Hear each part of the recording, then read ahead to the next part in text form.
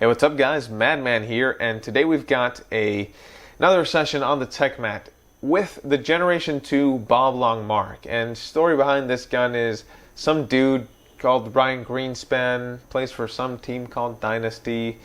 Not really sure who they are.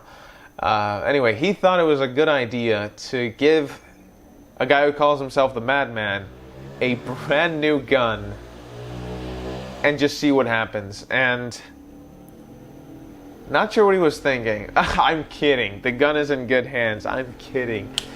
Yes, Ryan Greenspan did let us mess around with... Whoa. Oh, there we go. Ryan Greenspan did let us mess around with his Generation 2 Marq. And right off the bat, if you guys are familiar with the VIS platform, this is pretty much it with nicer milling and holes you can look through. That's pretty much it. So we're going to go over everything that you could regularly find on a VIS. So first thing are the engines. You've got two engines and choose between spool or poppet, and that's fantastic to start with. So why don't we just take them apart and see how they work.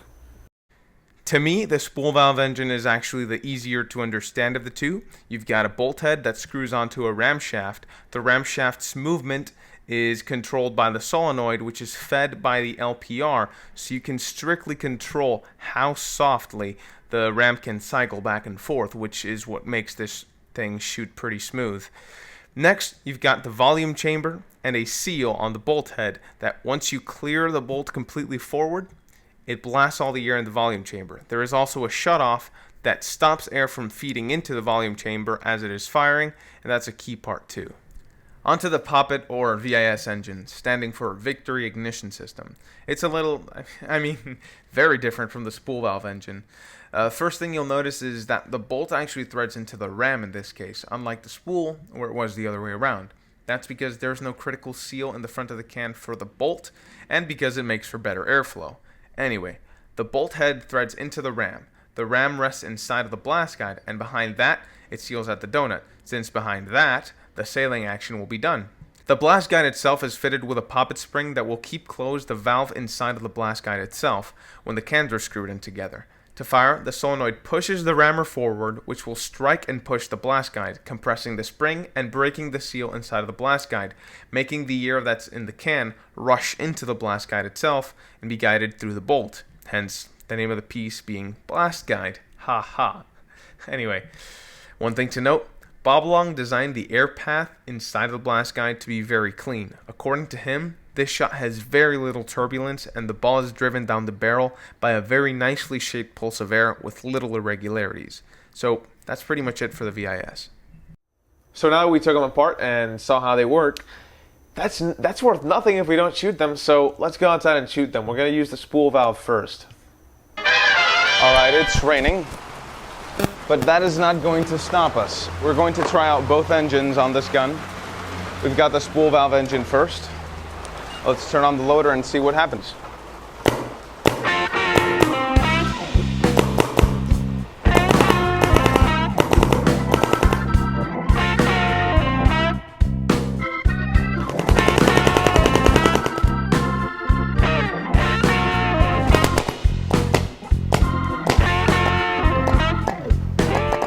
Alright, so that spool valve engine shot really, really nice. I'm actually pretty happy with how that performed, despite it breaking a ball at the end.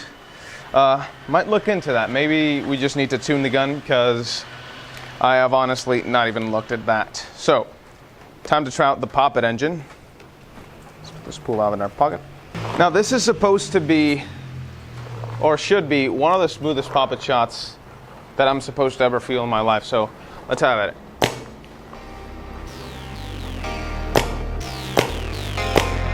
It's a little low on velocity, but dude.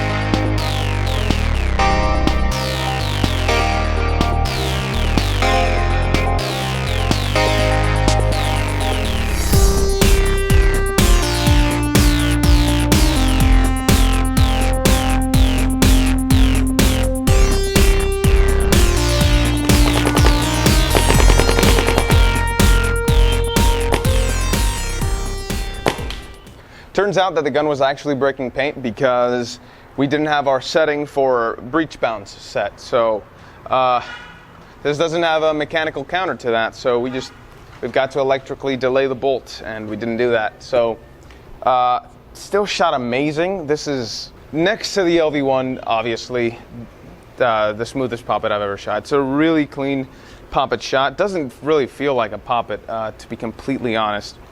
It does respond like one. Just to quickly compare the poppet and spool engine, here's the poppet. And here is the spool.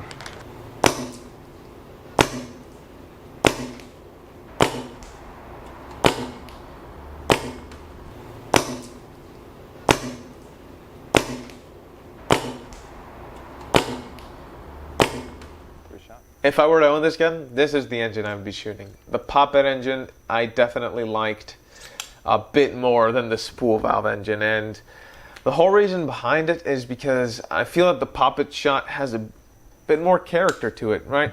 So if we talk about spool valves, to me, the spool valve shot, even though with this one, which is an incredibly responsive spool valve too, the spool valve shot feels like it's a build up and then it goes down. The poppet shot is just a big spike, and I like how that shoots because I pull the trigger and the ball is already out of the barrel, and I just really enjoy how that feels when I shoot it. And as far as softness, this is an incredibly soft shooting poppet. Haven't shot the LV1 in a long time, but it's got that same popcorny feel. It's like holding a bag of popcorn that's still popping the kernels in it. Quite literally, that's the best way to describe it. It's a fantastic feeling shot, and I really like how the VIS engine shoots, and actually how both engines shoot. I can't stress enough, these two engines are incredibly good shooting engines and extremely high performance. They do need quite a bit of tuning. It's very convenient to have a pressure tester, and there are some tuning guides online, that PB Nation, that will help you get them in tip-top shape to shoot.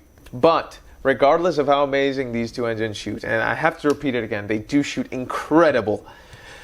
I have to say that this gun is a little bit behind the rest of the high-end guns in the market. When taking apart the body and frame, you've got to be aware of connectors, and to get to those connectors, you have to unscrew 3 screws to get to the grip panel. When you have to unscrew the eye covers to get to your eyes, and you've also got to unscrew the eyes off because they're 4C eyes, but that's okay. When you take off the eye covers, your detent spring can fall off very easily, so you've got to be wary of that. The point I'm trying to make is that it's like taking apart a high-end gun of the last generation, or if you compare it to this generation, an upper mid-range market gun, which is a lot what this was like taking apart. But performance-wise, don't get me wrong, this is a top shooter in performance. Ergonomically, the gun is pretty sound, but I do have one little issue with it, and it's that right here where the air channels are, there's a bit of a spike. And thing is, when you switch hands quickly and you slam your hand against the front grip, this is gonna hurt. It's sharp and it's gonna hurt. So just a little thing, to be honest. And I love how this gun performs. I really, really do. But I can't really say it's better just because of the performance, because you've got to nail the other stuff down too. So take note, Field 1 Bob Long.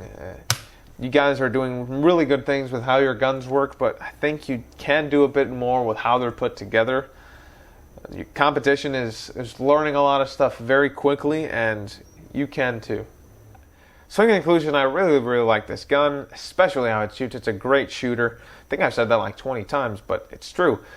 And room for improvement, obviously, with how the gun's built in terms of how you take it apart. Definitely would like to see them make it a bit more accessible. Not that it isn't accessible, but you know, it's so 2013, you know. But that's pretty much it. Hopefully they make those improvements with their next gun, with the new direction Bob Long's taking with Field 1. And let's see what the future brings. That's been it. See my finger? It's on fire. Now your face.